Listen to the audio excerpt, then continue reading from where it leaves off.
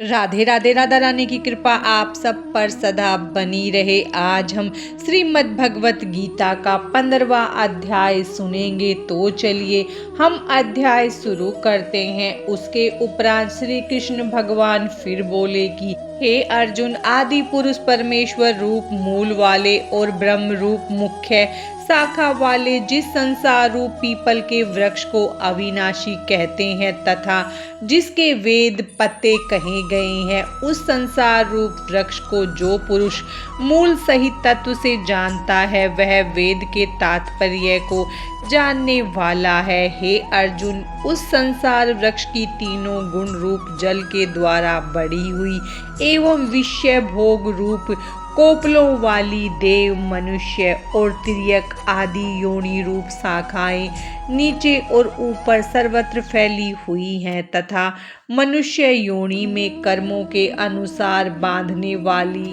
अहंता, ममता, वासना रूप जड़ें भी नीचे और ऊपर सभी लोकों में व्याप्त हो रही है। परंतु इस संसार वृक्ष का स्वरूप जैसा कहा है वैसा यहाँ विचार काल में नहीं पाया जाता है, क्योंकि न तो इसका आदि है और न अंत है तथा न अच्छी प्रकार से स्थिति ही है। इसीलिए इस हेनता, ममता और वासना रूप अति दृढ़ मूलों वाले संसार रूप पीपल के वृक्ष को दृढ़ वैराग्य रूप शास्त्र द्वारा काट कर उसके उपरांत उस परम पद रूप परमेश्वर को अच्छी प्रकार खोजना चाहिए कि जिसमें गए हुए पुरुष फिर पीछे संसार में नहीं आते हैं और जिस परमेश्वर से यह पुरातन संसार वृक्ष की प्रवृत्ति विस्तार को प्राप्त हुई है, उसी आदि पुरुष नारायण के मैं शरण हूँ। इस प्रकार दृढ़ निश्चय करके नष्ट हो गया है मान और मोह जिनका तथा जीत लिया है आसक्ति रूप दोष जिनने और परमात्मा के स्वरूप में है निरंतर स्थिति जिनकी तथा अच्छी प्रकार से नष्ट हो गई है कामना जिनकी, ऐसे वे सुख दुख नामक द्वंद्वों से विमुक्त हुए ज्ञानी जन उस अविनाशी परम पद को प्राप्त होते हैं। उस स्वयं प्रकाशमय परम पद को न सूर्य प्रकाशित कर सकता है, न चंद्रमा, न अग्नि ही प्रकाशित कर सकता है तथा जिस परम पद को प्राप्त होकर मनुष्य पीछे संसार में नहीं आते वही मेरा परम धाम है। हे अर्जुन, इस देह में यह जीव आत्मा मेरा ही सनातन अंश है और वही इन त्रिगुणमयी माया में स्थित हुई मन सहित पांचों इंद्रियों को आकर्षण करता है। जैसे कि वायु गंध के स्थान से गंध को जैसे ग्रहण करके ले जाता है, वैसे ही देह आदि को का स्वामी जीव आत्मा भी जिस पहले शरीर को त्यागता है उससे इन मन सहित इंद्रियों को ग्रहण करके फिर जिस शरीर को प्राप्त होता है उसमें जाता है। उस शरीर में स्थित हुआ यह जीव आत्मा श्रोत्र, चक्षु, त्वचा को तथा रसना, घ्राण और मन को आश्रय करके अर्थात इन सब के सहारे से ही विषयों का सेवन करता है। परंतु शरीर छोड़कर जाते हुए को अथवा शरीर में स्थित हुए को और विषयों को भोगते हुए को अथवा तीनों गुणों से युक्त हुए को भी अज्ञानी जन नहीं जानते हैं। केवल ज्ञान रूप नेत्रों वाले ज्ञानी जन ही तत्व से जानते हैं, क्योंकि योगी जन भी अपने हृदय में स्थित हुए इस आत्मा को यत्न करते ही तत्व से जानते हैं। और जिन्होंने अपने अंतःकरण को शुद्ध नहीं किया, ऐसे अज्ञानी जन तो यत्न करते हुए भी इस आत्मा को नहीं जानते हैं। हे अर्जुन, जो तेज सूर्य में स्थित हुआ संपूर्ण जगत को प्रकाशित करता है तथा जो तेज चंद्रमा में स्थित है और जो तेज अग्नि में स्थित है, उसको तुम मेरा ही तेज जान और मैं ही पृथ्वी में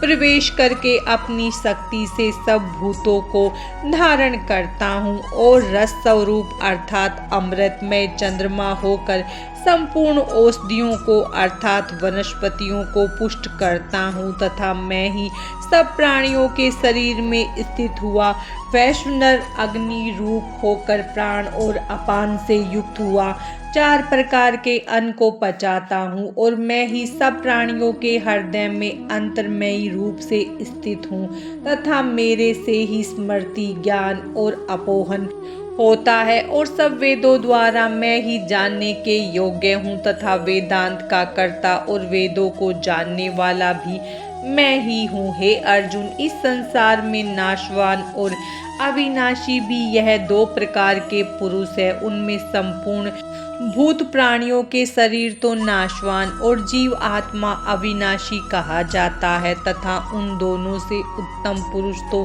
अन्य ही है कि जो तीनों लोकों में प्रवेश करके सबका धारण पोषण करता है। एवं अविनाशी परमेश्वर और परमात्मा ऐसे कहा गया है क्योंकि मैं नाशवान जड़ वर्ग क्षेत्र से तो सर्वथा अतीत हूँ और माया में स्थित अविनाशी जीव आत्मा से भी उत्तम हूँ। इसीलिए लोक में और वेद में भी पुरुषोत्तम नाम से प्रसिद्ध हूँ। हे भारत, इस प्रकार तत्व से जो ज्ञानी पुरुष मेरे को पुरुषोत्तम जानता है वह सर्वज्ञ पुरुष सब प्रकार से निरंतर मुझ वासुदेव परमेश्वर को ही भजता है। हे निष्पाप अर्जुन, ऐसे यह अति रहस्य युक्त गोपनीय शास्त्र मेरे द्वारा कहा गया है। इसको तत्व से जानकर मनुष्य ज्ञानवान और कृतार्थ हो जाता है, अर्थात उसको और कुछ भी करना शेष नहीं रहता। श्रीमद् भगवत गीता का 15वां अध्याय संपूर्ण हुआ। अब हम श्रीमद् भगवत गीता के 15वें अध्याय का महत्व सुनेंगे। महादेव जी कहते हैं, पार्वती अब गीता के 15वें अध्याय का महत्व सुनो। गौड़ देश में कृपाण नरसिंह नामक एक राजा थे जिनकी तलवार की धार से युद्ध में देवता भी प्रस्त हो जाते थे। उनका बुद्धिमान सेनापति शस्त्र और शास्त्र की कलाओं का भंडार था। उसका नाम था सरबमेरुंड। उसकी भुजाओं में प्रचंड बल था। एक समय उस पापी ने राजकुमारों सहित महाराज का वध करके स्वयं ही राज्य करने का विचार किया। इस निश्चय के कुछ ही दिनों बाद वह हेजे का शिकार होकर मर गया। थोड़े समय में वह पापात्मा अपने पूर्व कर्म के कारण सिंधु देश में एक तेजस्वी घोड़ा हुआ। उसका पेट सटा हुआ था। घोड़े के लक्षणों का ठीक ठीक ज्ञान रखने वाले किसी वैश्य के पुत्र ने बहुत सा मूल्य देकर उस अश्व को खरीद लिया और यतन के साथ उसे राजधानी तक वह ले आया। वैश्य कुमार वह अश्व राजा को देने को लाया था। यद्यपि राजा उस वैश्य कुमार से परिचित थे, तथापि द्वारपाल ने जाकर उसके आगमन की सूचना दी। राजा ने पूछा, किस लिए आए हो? तब उसने स्पष्ट शब्दों में उत्तर दिया, देव, सिंधु देश में एक उत्तम लक्षणों से संपन्न अश्व था जिसे तीनों लोकों का एक रत्न समझकर मैंने बहुत सा मूल्य देकर खरीद लिया है। राजा ने आज्ञा दी, उस अश्व को यहाँ ले आओ। वास्तव में वह घोड़ा गुणों में उच्च श्रवा के समान था। सुंदर रूप का तो मानो घर ही था। शुभ लक्षणों का समुंदर जान पड़ता था। वैश्य घोड़ा ले आया और राजा ने उसे देखा। अश्व का लक्षण जानने वाले आमात्यों ने इसकी बड़ी प्रशंसा की। सुनकर राजा अपार आनंद में निमग्न हो गए और उन्होंने वैश्य को मुंह मांगा स्वर्ण देकर तुरंत ही उस अश्व को खरीद लिया। कुछ दिनों के बाद एक समय राजा शिकार खेलने के लिए उत्सुक हो उसी घोड़े पर चढ़कर वन में गए। वहां मृगों के पीछे उन्होंने अपना घोड़ा बढ़ाया। पीछे पीछे सब ओर से दौड़कर आते हुए समस्त सैनिकों का साथ छूट गया। वे हिरणों द्वारा आकृष्ट होकर बहुत दूर निकल आए। प्यास ने उन्हें व्याकुल कर दिया। तब वे घोड़े से उतरकर जल की खोज करने लगे। घोड़े को तो उन्होंने वृक्ष की डाली में बांध दिया और स्वयं एक चट्टान पर चढ़ने लगे। कुछ दूर जाने पर उन्होंने देखा कि एक पत्ते का टुकड़ा हवा से उड़कर शिलाखंड पर गिरा है। उसमें गीता के 15वें अध्याय का आधा श्लोक लिखा हुआ था। राजा उसे बांचने लगे।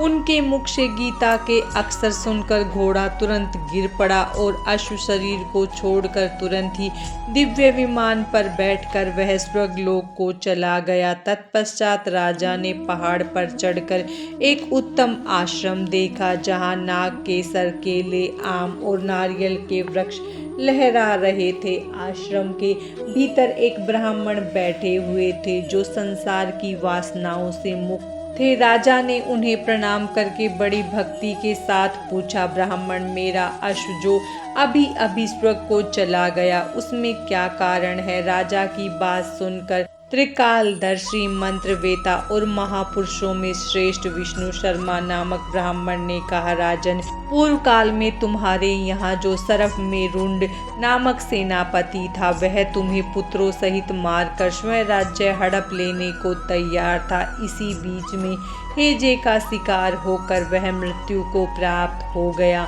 उसके बाद वह उसी पाप से घोड़ा हुआ था। यहाँ कहीं गीता के 15वें अध्याय का आधा श्लोक लिखा मिल गया था।